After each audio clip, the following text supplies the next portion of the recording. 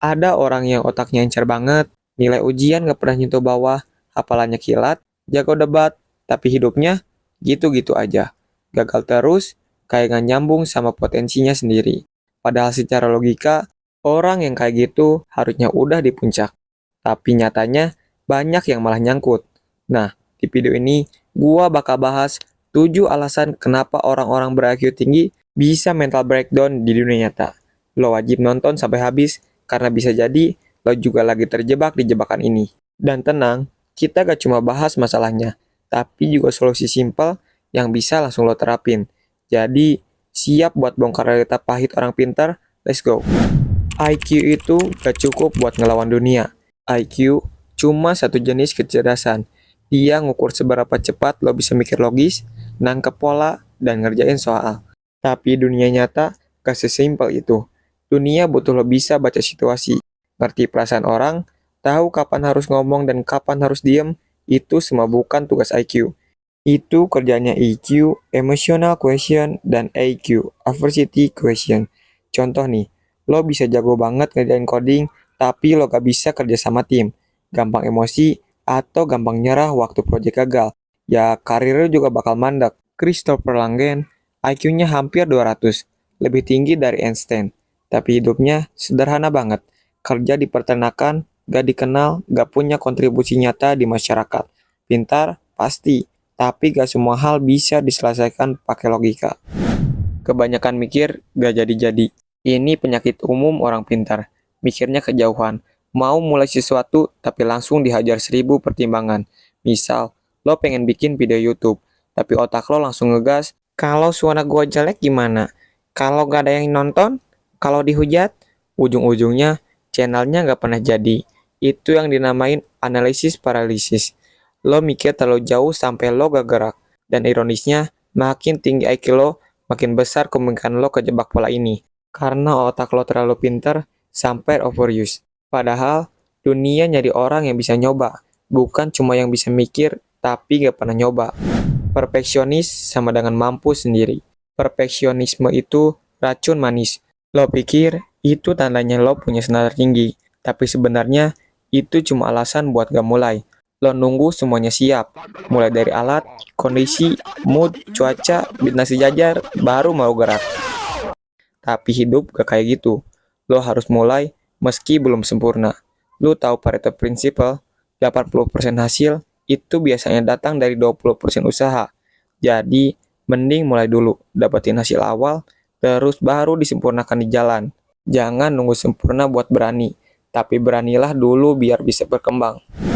Takut gagal karena dicap anak pintar. Dari kecil, sering dibilang anak pintar. Hati-hati, itu bisa jadi jebakan.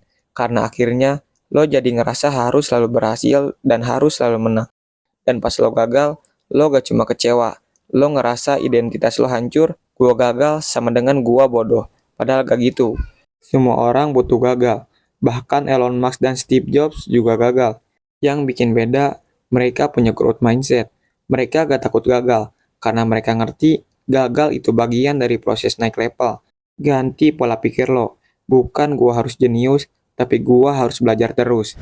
Tekanan mental diam-diam itu nguras tenaga. Otak orang pintar itu sibuk banget, bahkan waktu mau tidur. Mereka mikir terus, ngeramal masa depan, nyusun rencana, analisis orang, dan ngejas diri sendiri. Capek bro. Makanya, banyak dari mereka kena anxiety, insomnia, bahkan depresi. Karena ekspektasi tinggi dari orang lain maupun diri sendiri. Ditambah stigma kayak, lo kan pintar, masa hal yang kayak gitu juga gak bisa?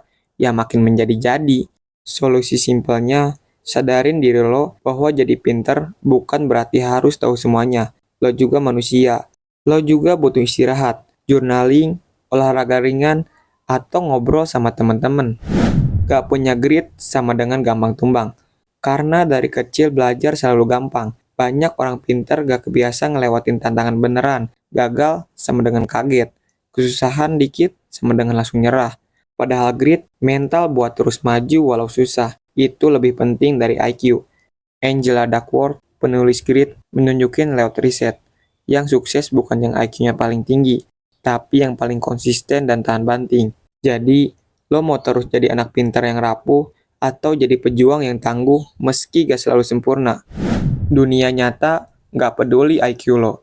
Fakta pahitnya, dunia ini gak peduli lo punya IQ berapa. Dunia gak kasih karpet merah cuma karena lo pintar.